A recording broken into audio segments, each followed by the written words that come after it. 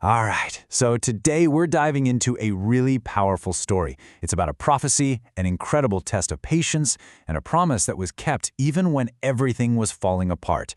We're going to piece together this fascinating moment in history, and you'll see it holds a pretty amazing lesson for all of us. So, let's start with the central mystery. Just imagine this for a second. You're a leader, a caliph, and you have supporters who are literally ready to die for you. Rebels are at your door demanding you step down, and yet you tell your own defenders to sheath their swords. Why? Why would you do that? This is the perplexing story of Uthman ibn Affan, and the answer is hiding in a story that began years, even decades earlier. Okay, so let's set the scene. We're talking about the year 656 CE. The city is Medina, and the third Caliph of Islam is basically a prisoner inside his own house.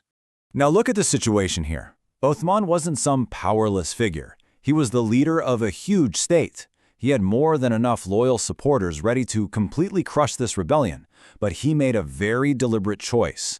No fighting, no bloodshed. And this wasn't a sign of weakness. It was a profound conviction, a conviction that came from a prophecy he'd been carrying with him for years. To really get why he made this decision, we have to go back in time. It turns out this exact moment, this siege, this calamity, it had all been predicted. So this quote, it comes from this beautiful moment in a garden in Medina. The Prophet Muhammad, peace and blessings be upon him, is there with a companion. One by one, Abu Bakr and Umar arrive at the gate, and for both of them, the Prophet says to give them the good news of paradise. Pretty straightforward. But then Uthman shows up, and the message is different. Yes, paradise, but it would come with a heavy price, a great calamity. And this just shows you how unique his path was meant to be. Abu Bakr and Omar were promised paradise, period. But Uthman's promise was tied to a major trial.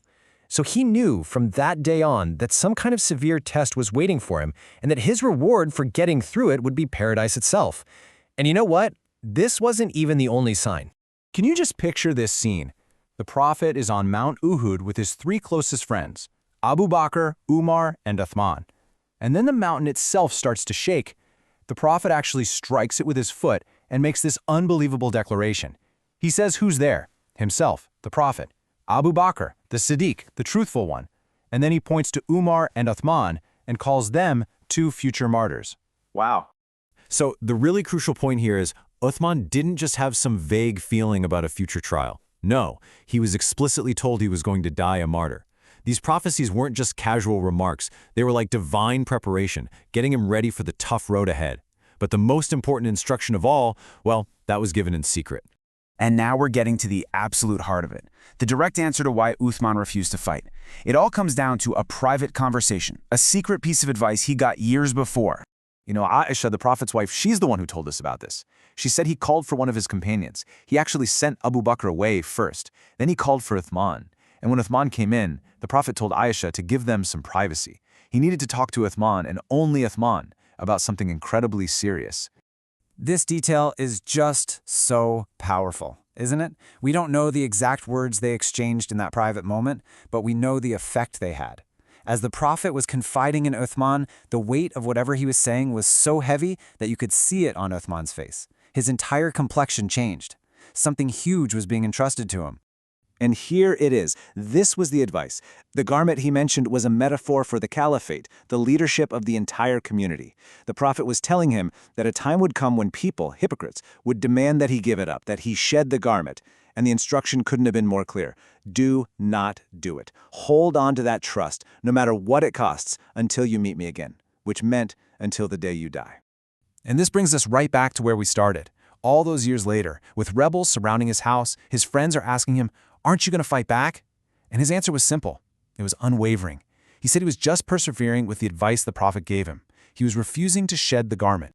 So you're probably asking, okay, but how could the Prophet possibly know all of this was going to happen with such detail? And that brings us to a really important theological idea, the concept of the unseen.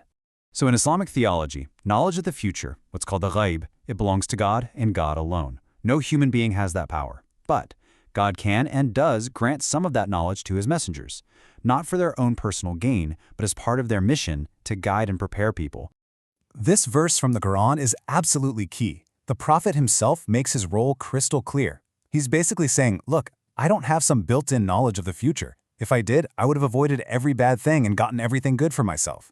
Instead, he says his job is to be a warner and a bringer of good news, and he only passes on what God reveals to him.